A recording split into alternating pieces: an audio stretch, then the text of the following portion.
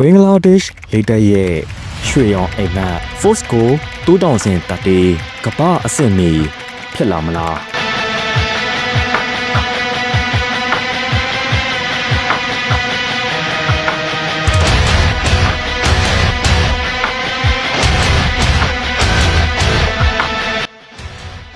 ဒါက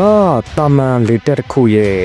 လေ့ကျင့်မှုမဟုတ်ပါဘူးဘင်္ဂလားပင်လယ်အော်ရဲ့ကောင်းကင်ယံကိုအပိုင်စုမှုဖို့တိတ်တဆိတ်ပြင်ဆင်နေတဲ့ဒေတာတွင်းအင်အားတစ်ခုရဲ့ခြေလမ်းတွေပါဘင်္ဂလားဒေ့ရှ်နိုင်ငံဟာ Force ကို2000တက်တီလို့အမည်ပေးထားတဲ့ဒေါ်လာဘီလီယံချီစီမံကိန်းကြီးနဲ့အတူသူတို့ရဲ့လေတပ်ကိုဇောက်ထိုးမိုးမြော်ပြောင်းလဲပြစ်နေပါတယ်ခင်မမီတော့တဲ့လေရင်အဟောင်းတွေကိုဘေးဖယ်ပြီးကမ္ဘာအဆင့်အမြင့်ဆုံးနည်းပညာတွေနဲ့အစားထိုးမဲ့သူတို့ရဲ့ရည်မှန်းချက်ကပါလေဒီကနေ့ဗီဒီယိုမှာတော့ဘင်္ဂလားဒေ့ရှ်လေတပ်ကိုအင်အားကြီးနိုင်ငံတွေကတော့စောင့်ကြည့်နေရတဲ့လှုပ်ဝက်ချက်တွေကိုကျွန်တော်တို့ဖော်ထုတ်သွားမှာပါ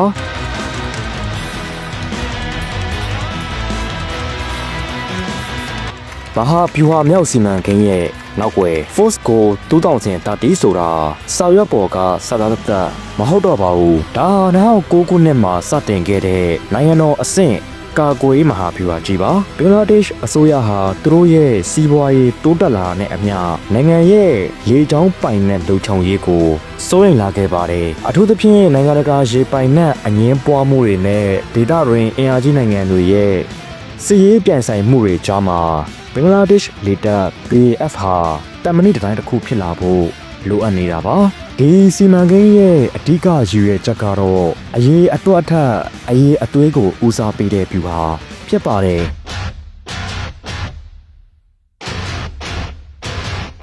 မြည်သည့်တိုက်လျင်တစ်တွေရောက်လာမလဲ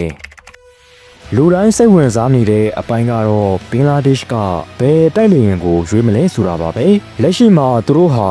မျိုးဆက်သစ် Generation 4.5 တိုက်လျင်8စီးကနေ16စီးအထိဝယ်ယူဖို့တရားဝင်ကမ်းလှမ်းမှုတွေပြုလုပ်ထားပါတယ်ဒီထဲမှာပြင်သစ်ဥရောပနဲ့အမေရိကန်ရဲ့ထိပ်တန်းတိုက်လျင်တွေကိုချိန်ရွယ်ထားတာပါဒါပေမဲ့အခုဆိုရင်အဖြေက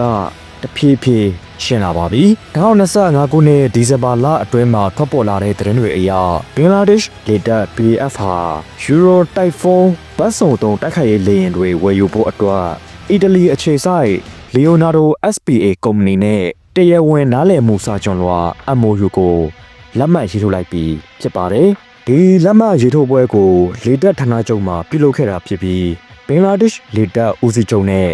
အီတလီတပ်အမတ်ကြီးတို့ကိုယ်တိုင်တက်ရောက်ခဲ့ကြတာပါဒီခြေလမ်းသစ်ဟာဘင်္ဂလားဒေ့ရှ်အတွက်တော့အရင်ကအသုံးပြုခဲ့တဲ့ J7 တွေ MiG-29 တွေနဲ့ရှင်ရင်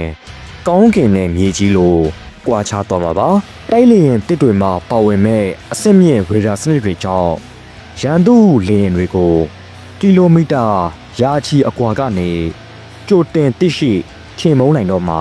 ဖြစ်ပါတယ်ဒါဟာဘင်္ဂလားဒေ့ရှ်လေတပ်ကိုဒေသတွင်းမှာအင်အားကြီးလေတပ်တစ်ခုအဖြစ်အသွင်ပြောင်းပေးမဲ့အဓိကခြေလမ်းတစ်ရပ်ပဲဖြစ်ပါတယ်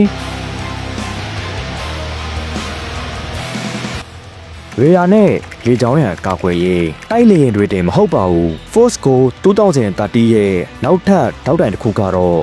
မမြင်ရတဲ့ဒိုင်းလွာပါဘင်္ဂလားဒေ့ရှ်ဟာအီတလီနိုင်ငံကရေဒါစနစ်တွေကိုဝယ်ယူပြီးရေဒါကွန်ရက်တွေကိုဖြန့်ကျက်ထားပါတယ်။ဒါအပြင်တရုတ်နိုင်ငံကနေဝယ်ယူထားတဲ့မြေပြင်မှဝေရင်ပစ်တုံးချီစနစ်တွေဟာလည်းဘင်္ဂလားဒေ့ရှ်ရဲ့ကောင်းကင်ယံကိုကြော်ဖြတ်ဖို့စ조사မဲ့ဘယ်ရာကိုမဆို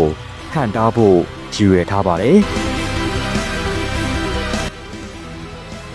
ကိုပိုင်အာဂါသအိမ်မက်ဒီနေရာမှာအန်ဩစရာအကောင်းဆုံးကတော့ဘင်္ဂလားဒေ့ရှ်ဟာ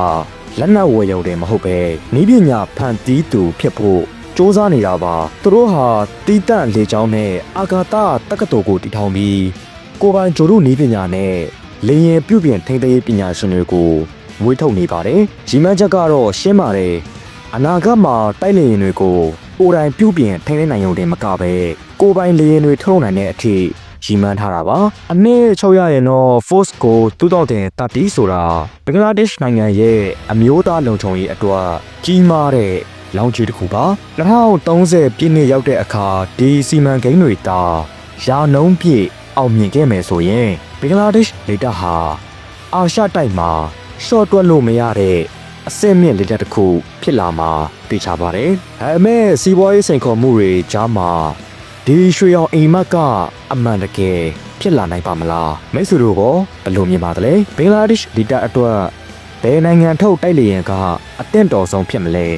အောက်ကကွန်မန့်မှာဆွေးနွေးပေးသွားခဲ့ကြပါဦးခင်ဗျာ။